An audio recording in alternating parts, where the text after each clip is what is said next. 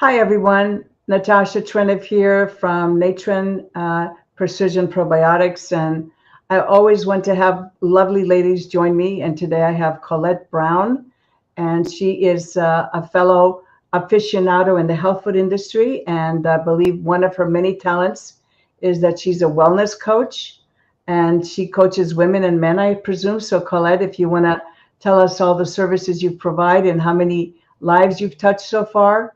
Yeah, thanks, Natasha. It's so good to be here. Yes, I was sick for over 20 years and I didn't know what to do.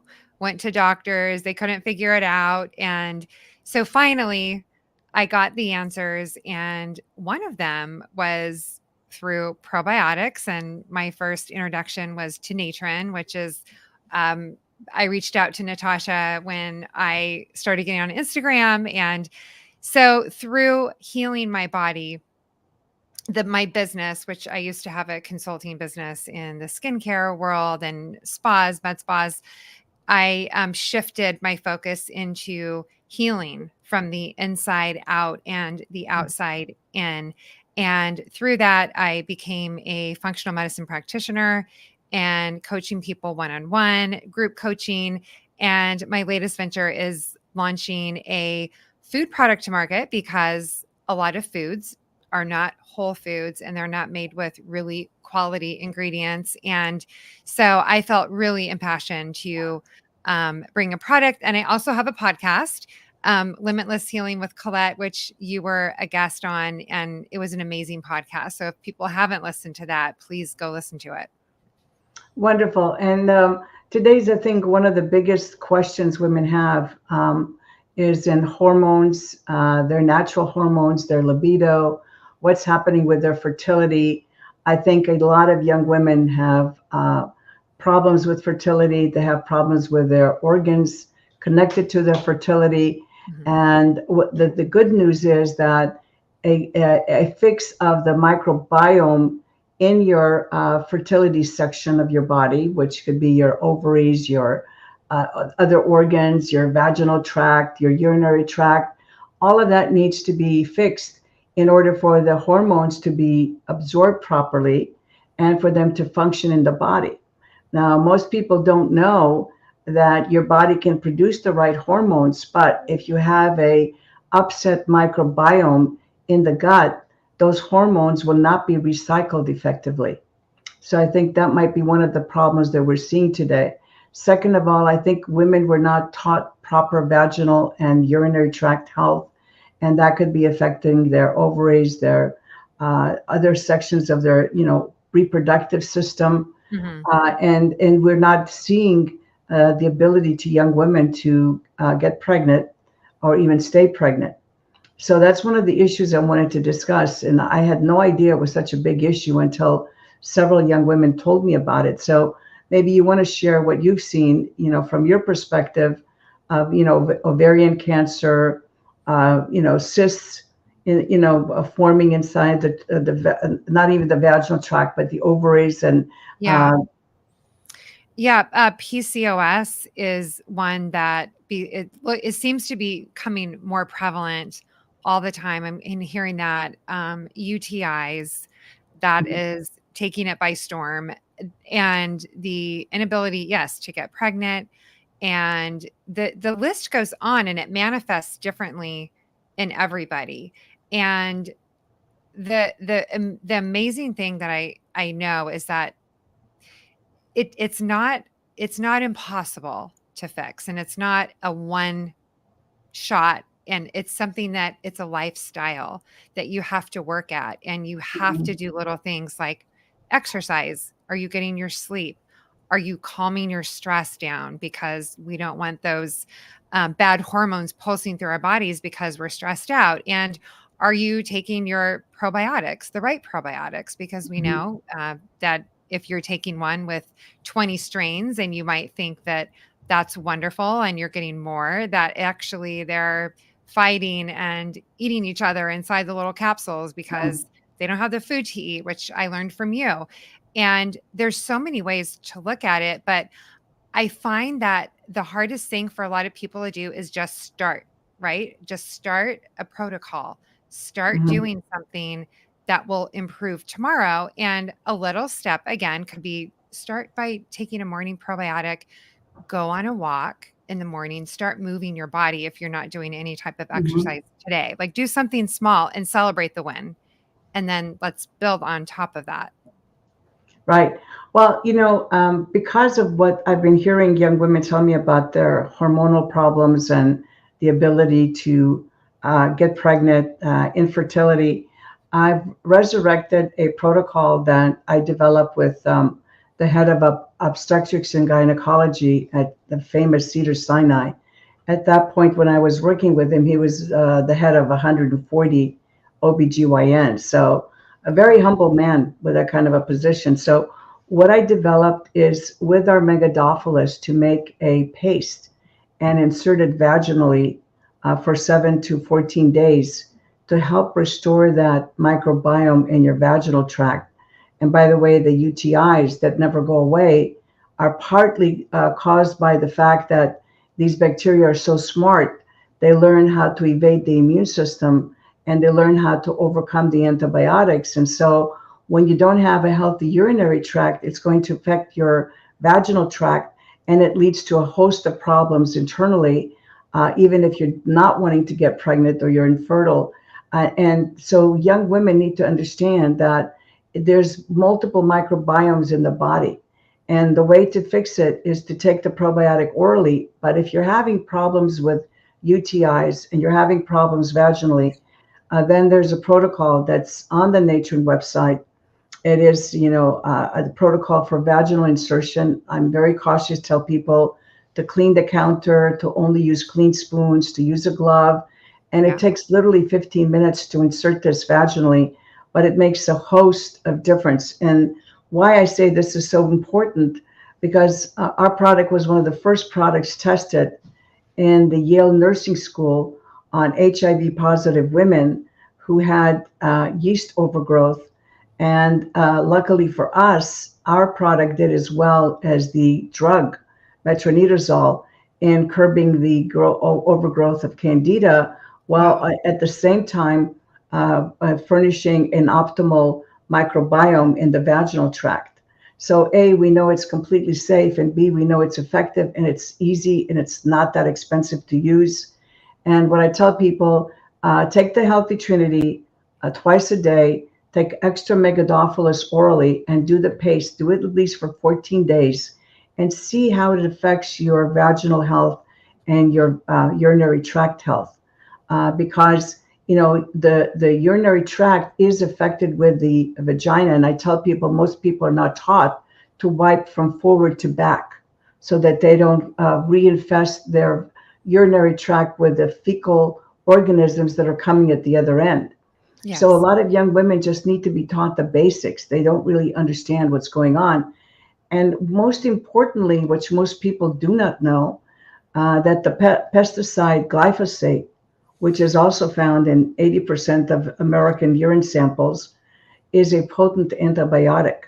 So if you're exposed to this chemical in any which way, and you have it present in your body, it's destroying the optimal balance of your microbiome, whether it's in your gut, whether it's in your vagina, whether it's in your skin, whether it's in your lungs. There's microbiomes throughout your body, and they all have to be in an optimal balance and for you to enjoy good health.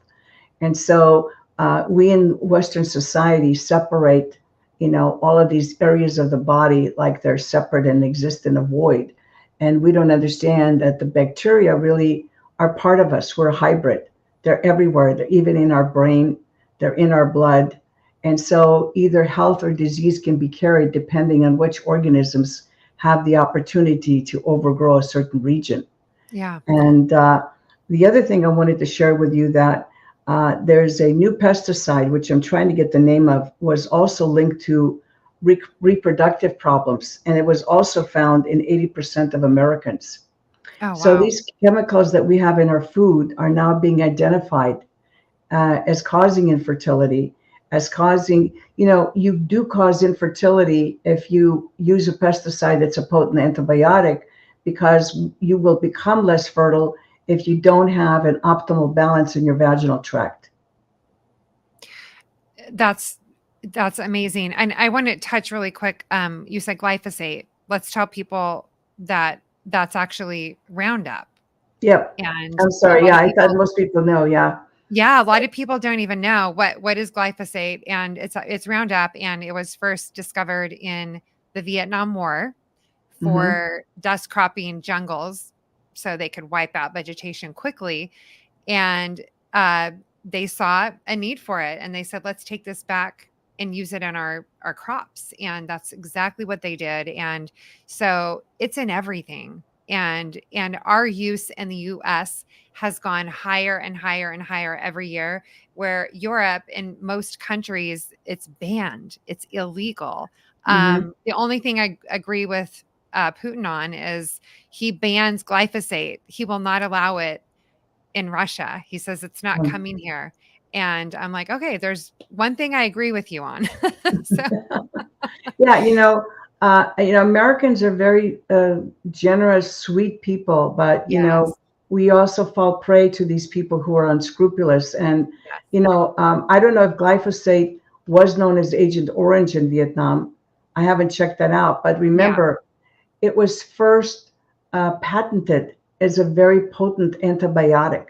Most people I don't didn't know know that. that. I didn't know that. No. Yeah, Who and patented it? Do you know? pardon me. Do you know who I believe it filed the was patent? Monsanto. I have to Monsanto. check.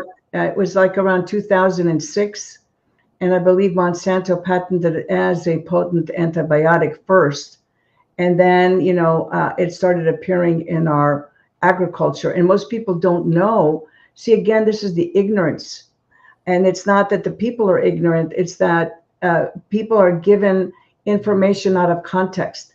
They're never given in-depth information, so they don't know. But just know that most pesticides that I have seen do act as an antibiotic.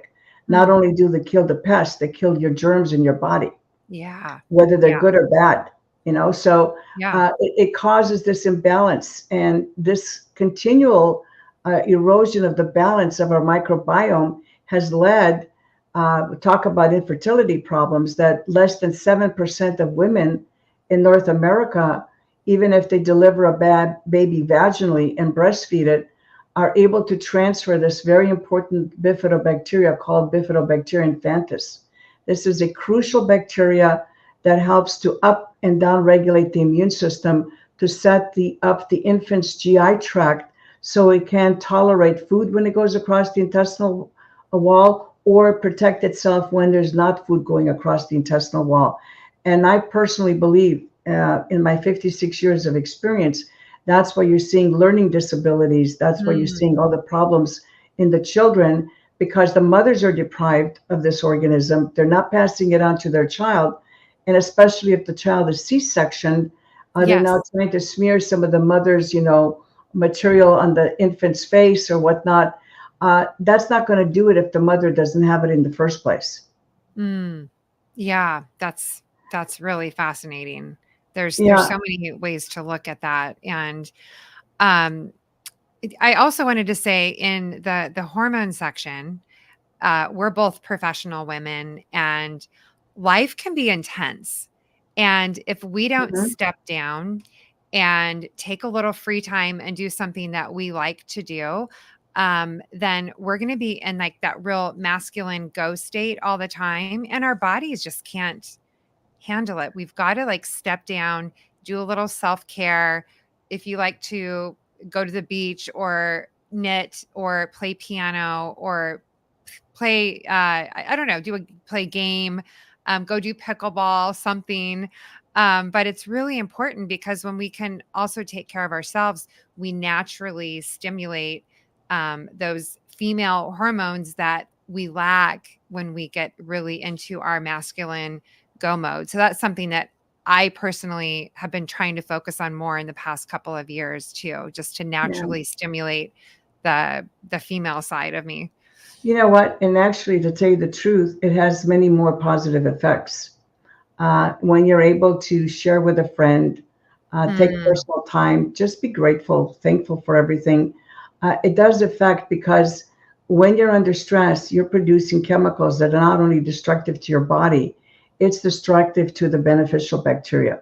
Interesting, it doesn't harm the bad ones, but it does harm the beneficial ones. And so there is a whole interplay when people say, let's just talk about hormones or, hormone replacement, or let's talk about one's period and libido. You can't take it out of context. It's all interrelated, and the fact that so many young women are having problems.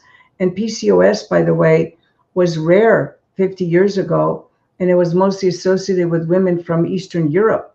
And if people don't know what PCOS is, it's polycystic ovarian syndrome, and it's where the body suppresses the production of estrogen and has more testosterone produced, so the women's breasts don't develop. They have a problem with their period. They have more body hair, and they don't have luxurious hair on top where it matters. So, and it's a problem. The body then has a problem handling glucose. Many of the young women that have PCOS are on some form of, glucose control. So it is a problem. And when you see a problem escalating, it's a notice to society that there's something wrong. And by the way, women who do have PCOS do have a fertility problem. They have a much harder time getting pregnant and starting a family if that's what they wish. So yes, we've been doing a lot of wrong things. I think the best way to get healthy is to, one, choose a diet that's first of all healthy. Tell people stop drinking kombucha altogether, because it's a yeast that you don't need. Yeah, Stop. please talk a little bit more about that, because it's interesting you say that. And we talked about this in my podcast, but I'd like to just go into that just a little bit, because I used to drink it, and then I noticed that when I would drink it, I just started feeling off my whole body, and Mhm. I eventually I stopped just because I'm really in tune with how I feel. But people, they're like, oh, I feel fine, or it's good, it tastes good, and give it to my kids. And but after a while, your body will be like, no, we're done here. And you don't think that it could be kombucha because it's supposed to be good for you. So tell us why Yeah.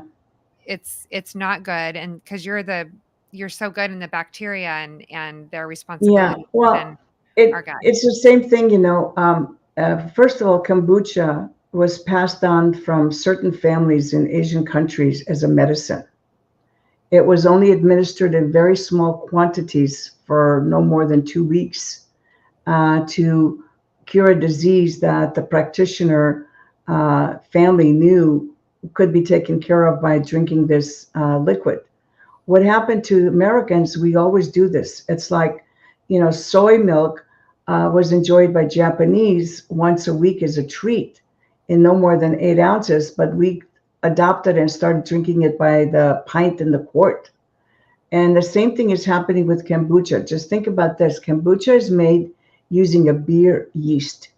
And it also has a bacteria that produces cellulose that we don't know much about. So if this bacteria produces cellulose, you have to figure out why it's producing it and what effect it will have in your body. I'm more concerned at this point, until I know more about that bacteria, about this daily consumption of yeast.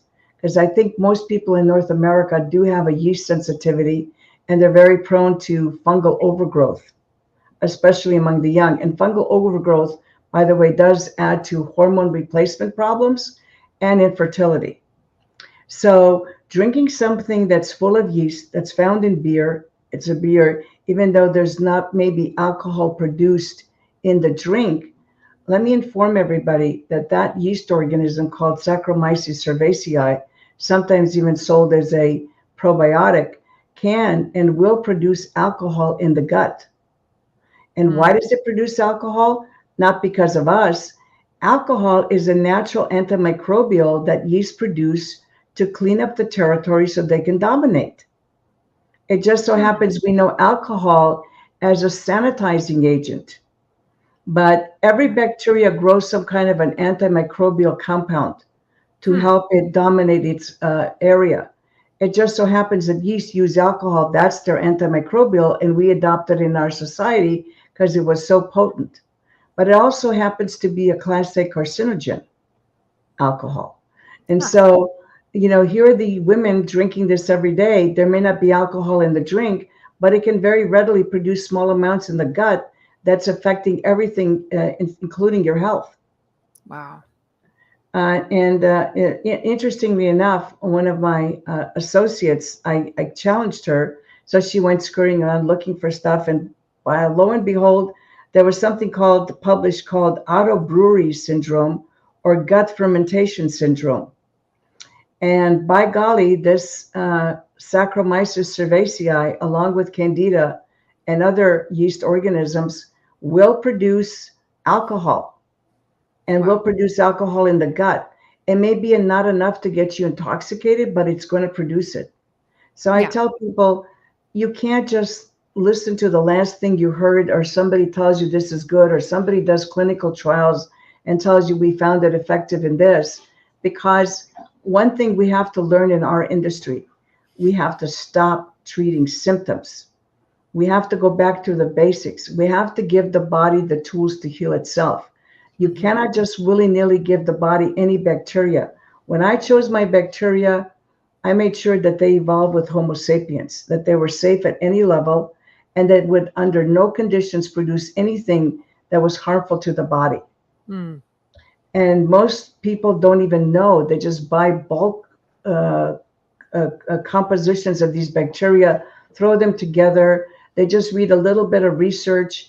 And that's the most dangerous thing, because the person who's half educated is probably the most dangerous, because they have no idea what the repercussions are, because microorganisms are smart, and it can be much more difficult to deal with than taking a chemical pharmaceutical that you know what the side effects are and you know how to deal with it. But with a microbe, it can change whenever it wants in order to dominate its territory. And so it's not a simplistic thing. I think what we're talking about is it goes hand in hand. The taking time for yourself, to being grateful, to enjoying the company of another human being, to stop wolfing down your food. Make sure you chew each bite 10 times. And unfortunately, not because I'm in the business, you need to take a real probiotic every day, because the environment, we know there's at least 1,000 chemicals in the food. And even if you're eating organic food is organic because it has a lot of bacteria in it. And that bacteria has evolved with all the pesticides and chemicals we've used in the soil. Even though the soil is organic, the bacteria have evolved, and they're mostly found in organic soil. So when you eat organic food, you have to make sure you wash it. You have to use, vinegar and baking soda, wash those vegetables, because the bacteria are just as bad, if not worse, than the pesticides. And most people don't know that. They think, oh, it's natural. I don't really have to wash this. It doesn't have any pesticides. And I think most Americans are clueless about sanitation and about the bacteria that comes into your body through your food. Wow. That's really interesting. So you recommend just washing in vinegar? Washing in vinegar, you can add some baking soda, even if it's organic, because you've got to get rid of that bacteria. Mm-hmm. There is nothing sterile in the world. And this is one thing I take for granted, because I think people understand. Nothing sterile in the world. Everything that you consume has what we call a background microbial composition. Okay? Even if it's sanitized, it doesn't mean it's sterile. It has less. So because of the abuse of antibiotics, just like we said, the pesticides were first registered as potent antibiotics, we have forced dozens of pathogenic bacteria to evolve and become much more vigorous and much more dangerous. And that's why there's a danger. That's why we're seeing an explosion of colon cancer. We're seeing an explosion of pancreatic cancer. It doesn't happen overnight. 50 years ago, colon cancer was unheard of. I never even heard of pancreatic cancer. And now, it's becoming prevalent. Esophageal cancer, another cancer not heard of until recently. So there's a reason for this. And we look for simplistic solutions to very complex problems. And we have to change. We have to stop mimicking the pharma industry, who, by the way, I have to verify this data. Somebody said if you figure out the billions of dollars of pharma drugs that was consumed in 1 year, it would be close to $500 billion. And I still have to Wow. wrap my head around that. How can we possibly be consuming so many drugs?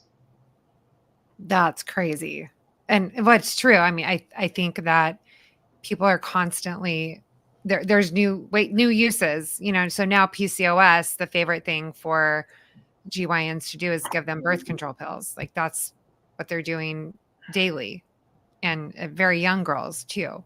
So it's, there's always new solutions to different problems, and there's a drug for it. And I think the underlying theme here is that we need to slow down. We need to educate ourselves. We need to figure out what is good. And it can start very simply by just focusing on your gut health and what's good for Mhm. your gut health. And there's so many things that play into that. And so start looking at your body as a whole, and not as, oh, my gut is off, it's because I ate last night a pizza. Maybe that might be true, but it could be also that you're not sleeping well, you're not getting the rest that you should, you're Mhm. in a very stressful job, you don't have maybe good family or friends around you, you're not taking the time for that. So really slow down and examine that. And it can start simply start taking a probiotic. I can't recommend your brand enough. And I've done a lot of research. And so it could be that simple by integrating something that you could use in your everyday life and build on that. And once you Yeah, start and feeling better, you can do more things. right. Absolutely. And the thing is that women will spend more money on beauty than they will on health. And so I tell them 80% of your skin's health and beauty comes from the inside. So you Yes. don't have to take a specific probiotic for skin beauty, for mental clarity, for digestive issues, for immune issues, for hormone replacement issues.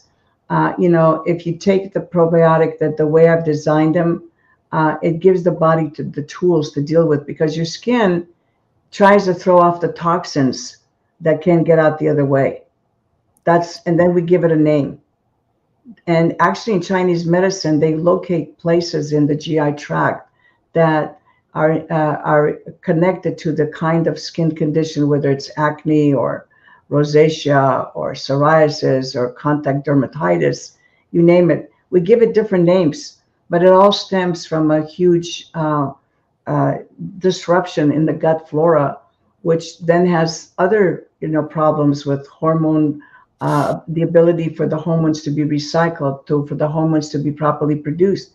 Because remember, if you're not digesting your proteins, the body cannot build cellular structure, and it Mm, cannot produce things that you need on a daily basis to operate efficiently.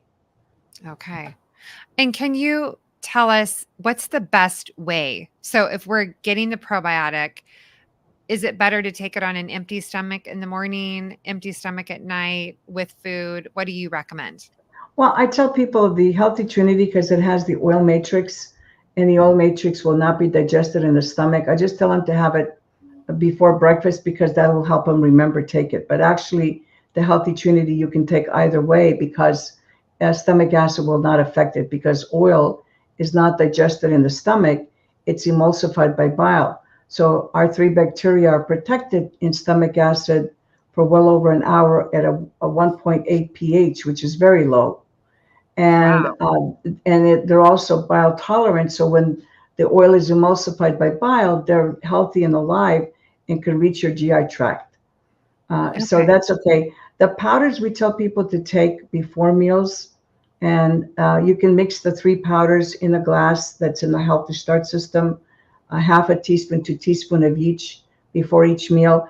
And the reason I say layering system is this layering system can be used by all family members.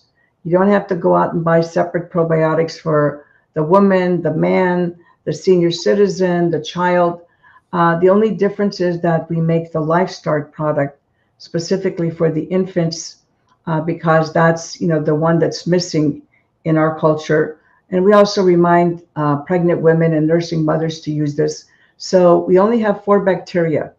It's not that complex.